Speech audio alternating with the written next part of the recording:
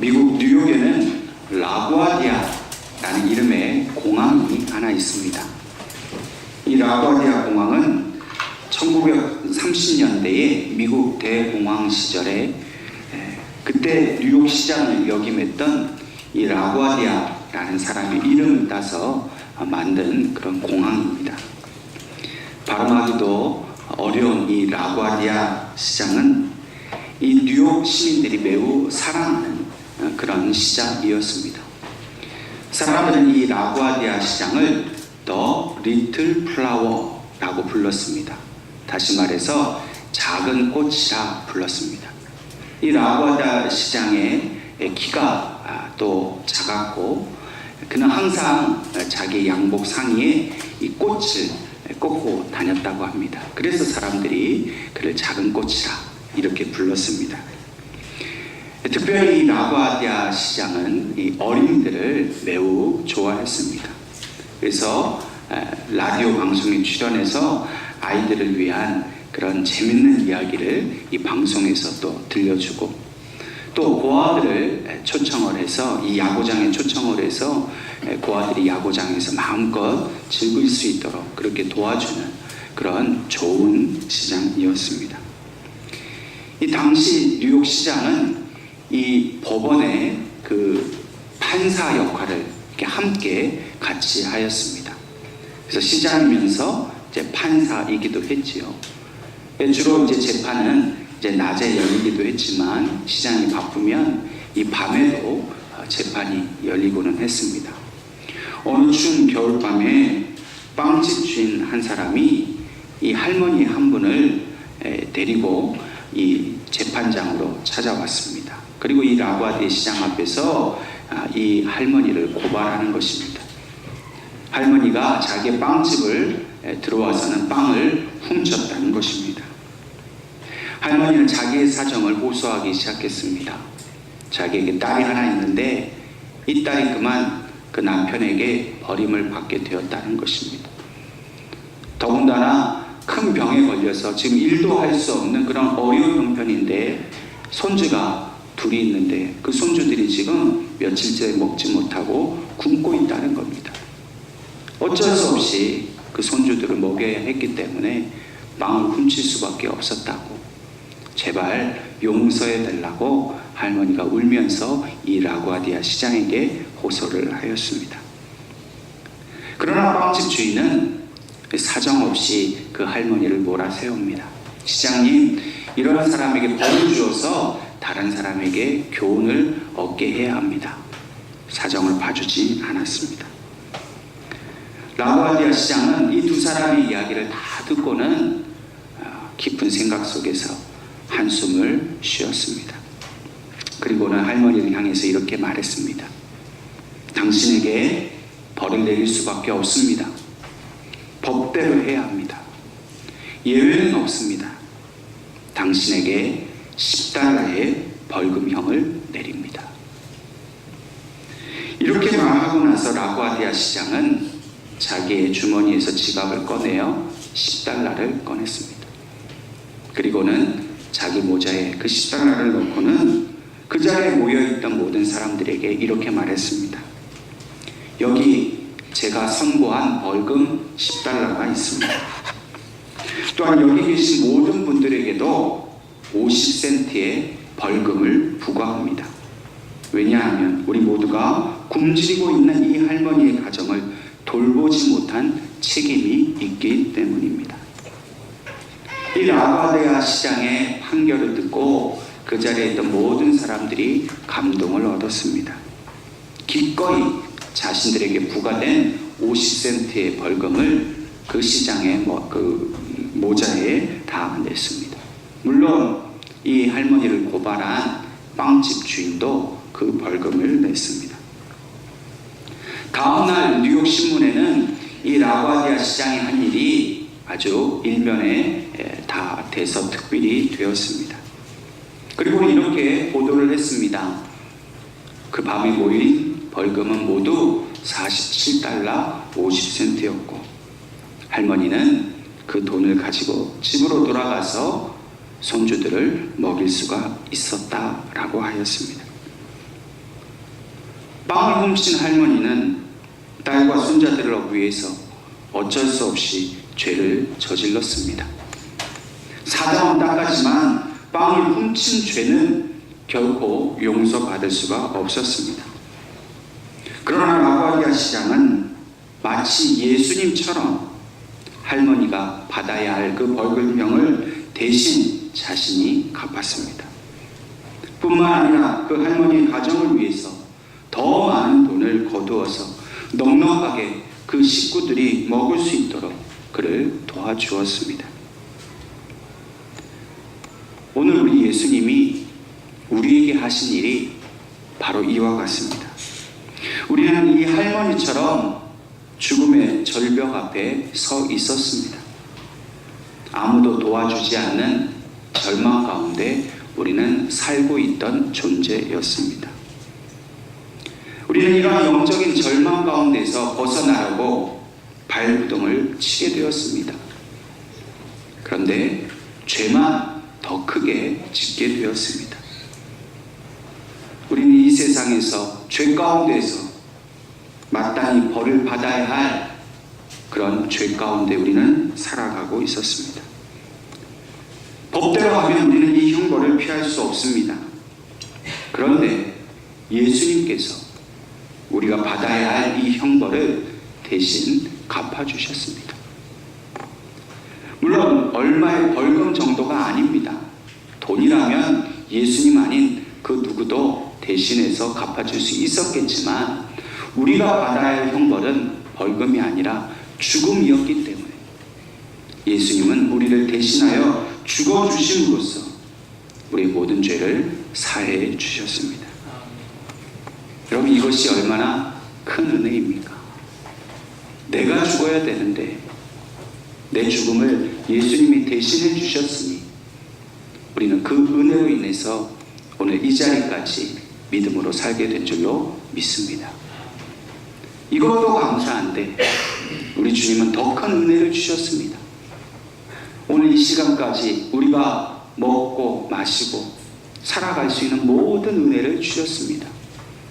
물질을 주셨고 건강을 주셨습니다. 가정을 주셨고 섬길 수 있는 교회와 사랑할 수 있는 성도들을 우리에게 주셨습니다. 주님이 베푸신 은혜를 생각하면 그 어느 것 하나도 감사하지 않은 것이 없습니다.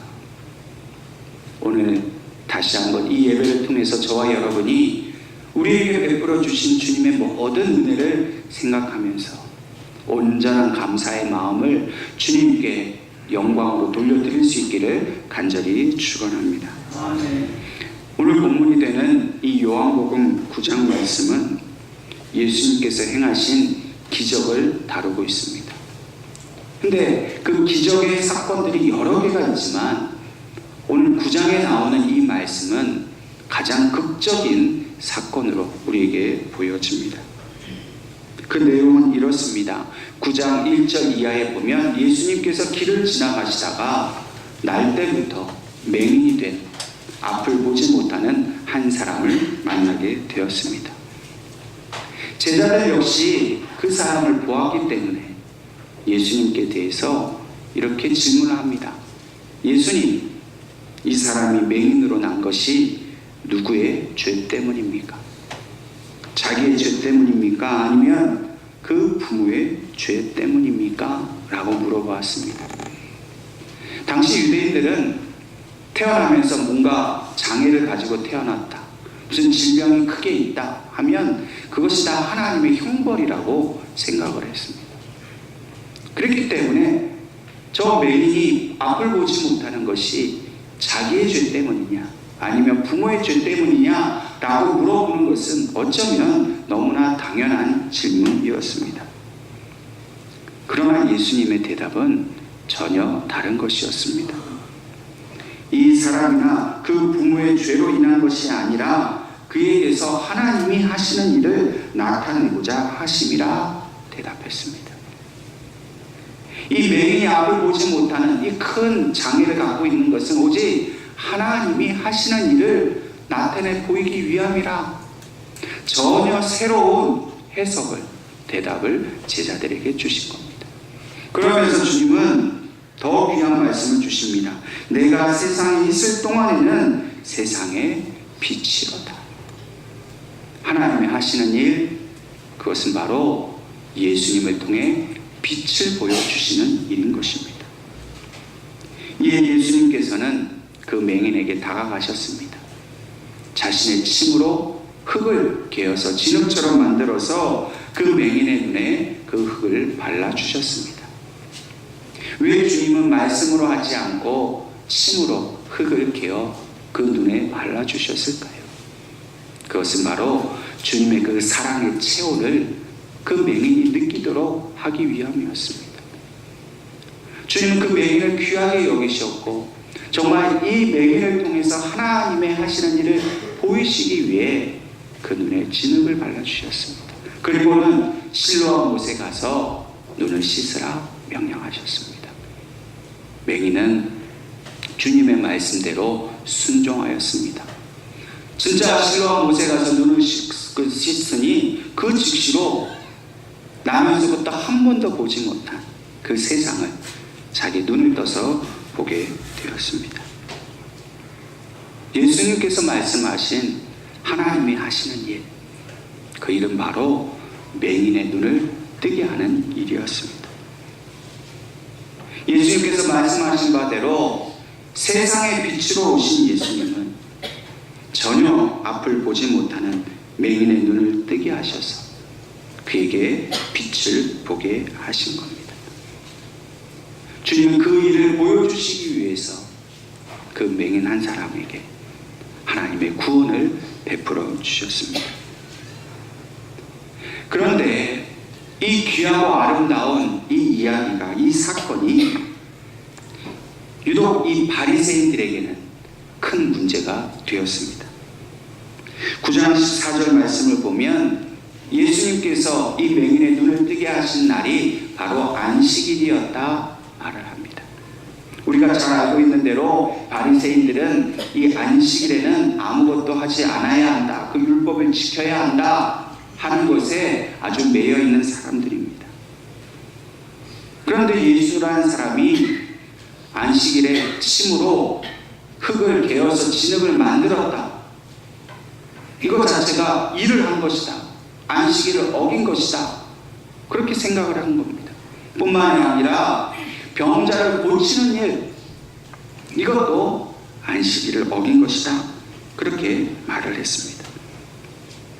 그래서 16절 말씀을 보면 바리새인들 간에 여러 가지 논쟁이 일어났습니다. 이러한 기적을 베풀었지만 예수는 안식일을 범했기 때문에 하나님께로부터 온 사람이 아니다, 이런 이야기도 있고, 또 죄인이 어떻게 이런 기적을 일으킬 수 있느냐, 기적 자체를 부인하는 그런 여러 가지 소리로 인해서 이 바리새인들 간에 논쟁이 일어나게 된 것입니다. 그리고는 이 눈뜬 자를 불러다가 내가 어떻게 눈을 뜨게 됐느냐 물어봅니다. 이 예수란 분이 내 눈을 뜨게 했다 증언을 했지만 그것조차도 믿지 못해서 그 부모를 불러다가 다시 물어보았습니다.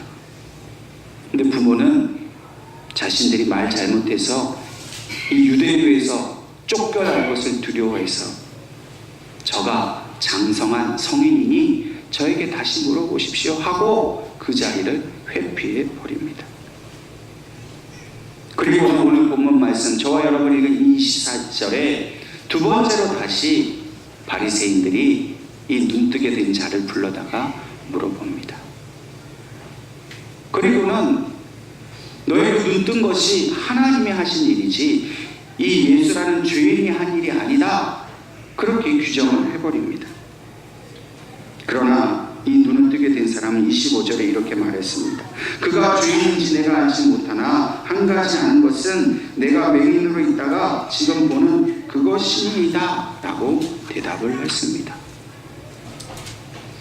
부모는 유대교에서 쫓겨날 것을 두려워해서 피했지만은 이 눈을 뜨게 된 본인 자신은 분명히 지금 보고 있다는 것을 바리새인들 앞에서 증거하였습니다.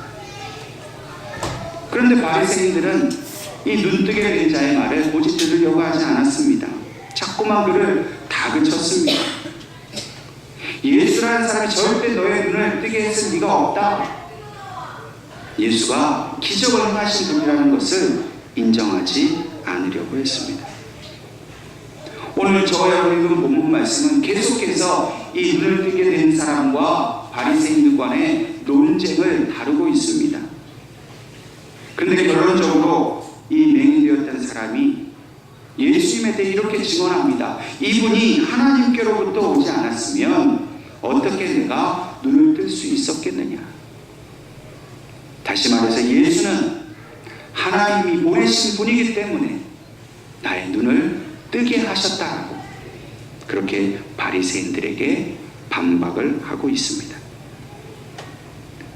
오늘 이 눈을 뜨게 된 사람의 이 이야기를 통해서 저와 여러분은 오늘 우리에게 다가오신 그 주님의 은혜를 다시 한번 생각해 보아야 합니다. 주님이 먼저 눈먼 자에게 찾아오셔서 그 눈을 뜨게 해주셨다는 이 사실이 바로 나와 같이 영적으로 눈멀어 있는 사람을 눈뜨게 해주신 그 주님의 은혜가 우리에게 있었다는 사실을 기억해야 할 것입니다. 우리가 믿고 있는 이 기독교 신앙에 대해서 사실 의심하고 또 그것을 부정하려고 하는 사람들이 이 땅에는 얼마나 많이 있습니까? 그래서 어떤 회의론자들은 이렇게 말을 합니다. 하나님을 볼 수 없기 때문에 하나님은 없다. 영어로 말하면 seeing is believing 이라고 말할 수 있습니다. 보는 것이 믿는 것이다. 봐야 믿는다. 여러분, 이것이 바로 세상 사람들이 가지고 있는 생각입니다. 안 보이는데 어떻게 믿느냐? 나는 보이는 것만 믿겠다라고 그렇게 인정하겠다라고 합니다. 보이지 않는 모든 것을 부정하는 것, 그것이 바로 세상 사람들이 하는 일입니다. 그래서 그들은 눈에 보이는 어떤 물질, 어떤 과학적인 성과, 어떤 지식적인 그런 결과물, 안 보이는 것을 쫓아가는 것은 다 헛되다고 보이고 항상 눈에 보이는 것으로 증명하고 그것을 이해시켜주는 것, 그것만을 인정하려고 하는 그런 삶을 삽니다. 물론 그들의 주장에 우리는 일부분 동의할 수 있습니다. 물론 우리의 눈으로도 하나님을 볼 수 없습니다. 혹시 이 중에 여러분들의 육신의 눈으로 하나님을 보시는 분이 계십니까? 없습니다. 볼 수 없습니다. 그래서 우리가 만약에 하나님을 정말로 눈으로 볼 수 있다면 우리도 얼마나 신앙생활 잘하겠습니까? 뿐만 아니라 세상 사람들이 정말 하나님을 보여봐라 했을 때 하나님이 정말 나타나셔서 그들의 눈에 하나님을 보여주시면 이 세상에 하나님을 믿지 않을 사람이 어디 있겠습니까? 그러면 우리가 이렇게 어렵게 선교할 필요도 없고 예수님 증거한다고 어렵게 살 필요도 없잖아요. 하나님을 한 번만 보여주시면 온 세상이 다 하나님의 자녀가 될 텐데 왜 하나님은 그들에게 보여주시지 않으시겠습니까? 하나님은 분명히 우리에게 말씀하십니다. 보아야 믿는 것이 아니라 believing is seeing. 믿는 것이 바로 보는 것이다.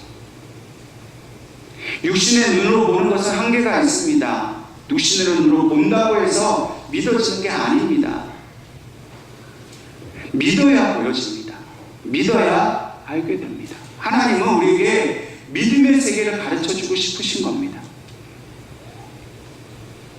여러분, 저와 여러분이 가진 그 속해 있는 이 영적인 세계는 믿음으로만 알 수 있는 세계입니다. 여러분, 말씀을 믿어야 그 말씀 속에 계신 하나님이 하신 일을 우리가 육신의 눈으로 보는 것처럼 볼 수 있습니다.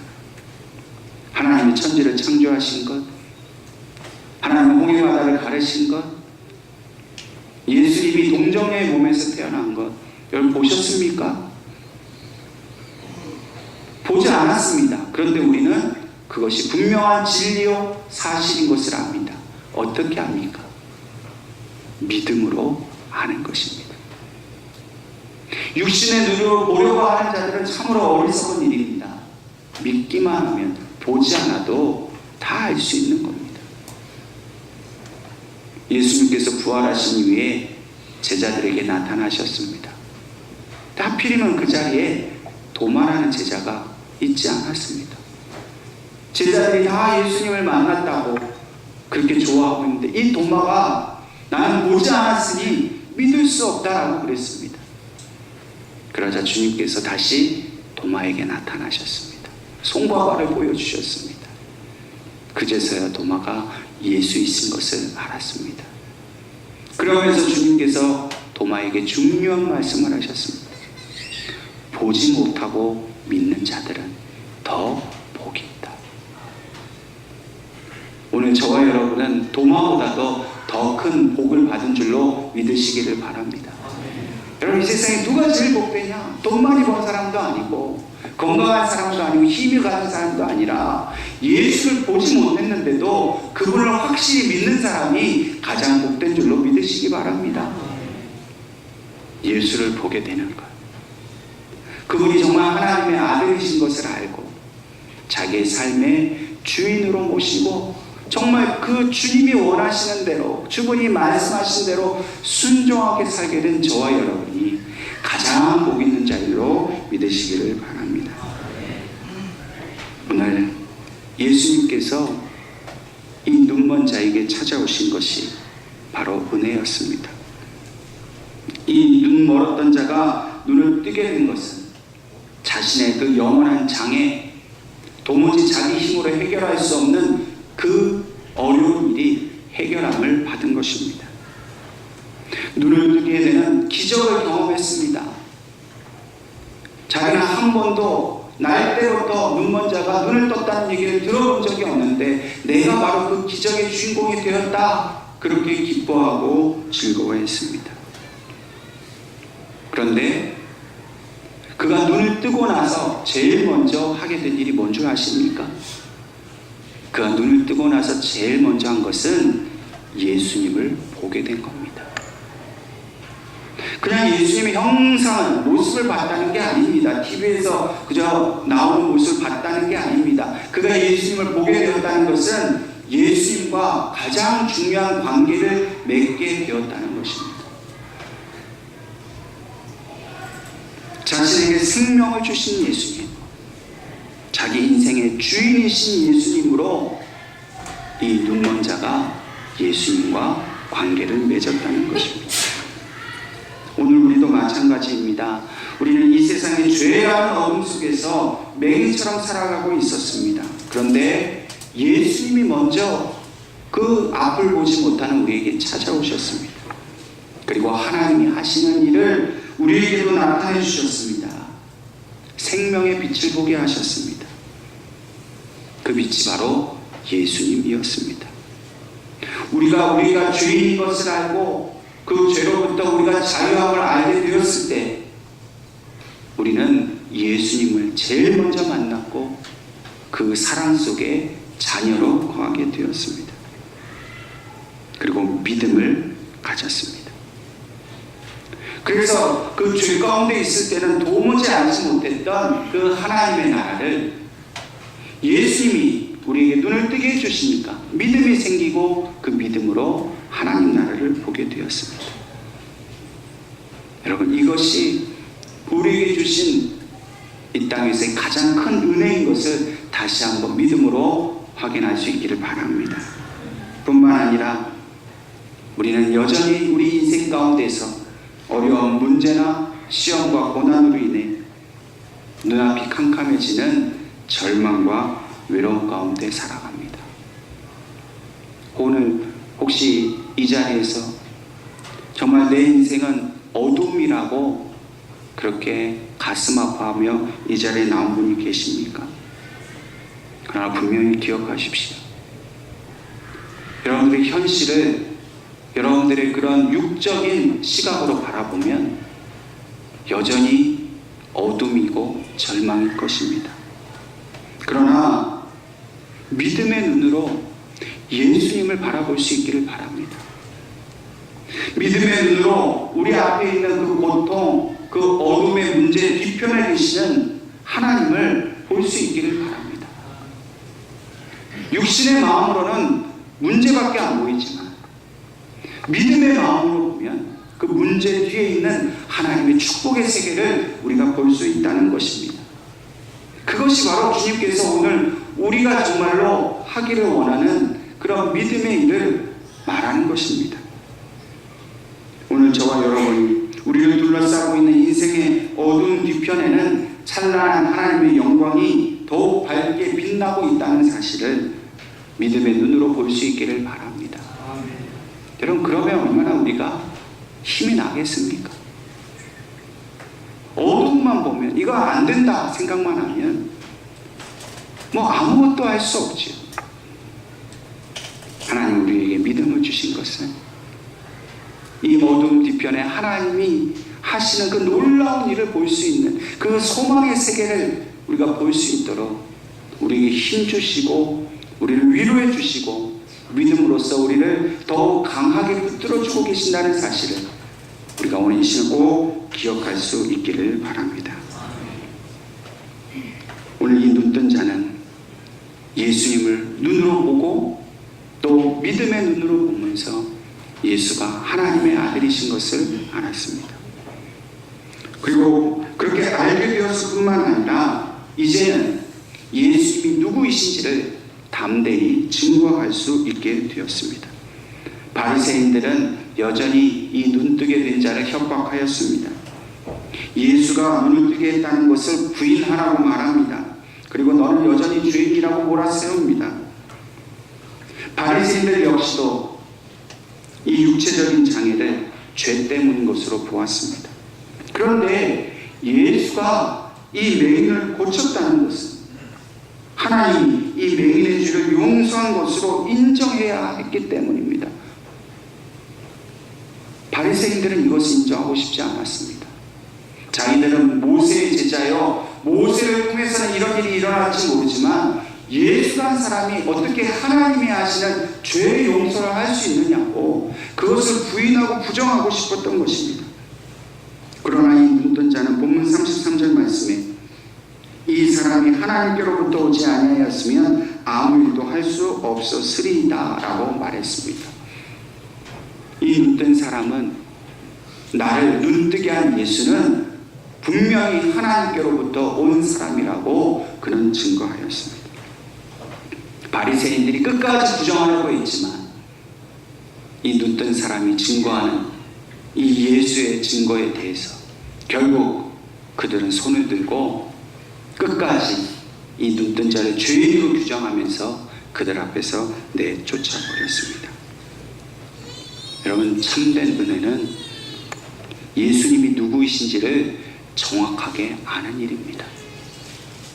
정확하게 알면 우리는 담대해질 수 있습니다.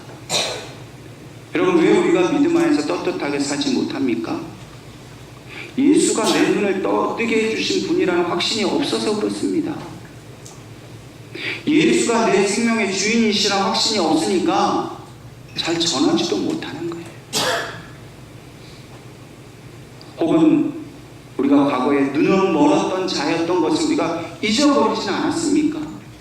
지금 내 눈 뜨고 그냥 내 마음대로 사는 거니까 그냥 하나님과 상관없이 예수님과 상관없이 그냥 내 힘으로 사는 것 같은 그런 착각 속에 우리가 있지 않습니까? 여러분, 분명히 기억하십시다. 우리가 믿음의 눈을 뜨게 된 것은 예수님이 하신 일입니다. 그분이 내게 생명 주셨습니다. 예수가 아니면 우리가 지금 하는 모든 일, 우리가 누리고 사는 모든 일, 우리가 계획하고 있는 모든 일들은 다 한 것입니다. 오늘 이 눈뜨게 된 사람이 내가 눈뜬 것은 하나님이 보내신 자 예수가 한 일이라고 저와 여러분이 이 사람과 같이 똑같이 담대히 예수를 증거할 수 있어야 합니다. 오늘 이 기적이 저와 여러분에게도 나타날 줄로 믿습니다. 이 기적이 여러분들이 나타나기를 간절히 소망합니다. 그러나 더 중요한 것은 이 기적보다도 예수님을 만나는 일입니다.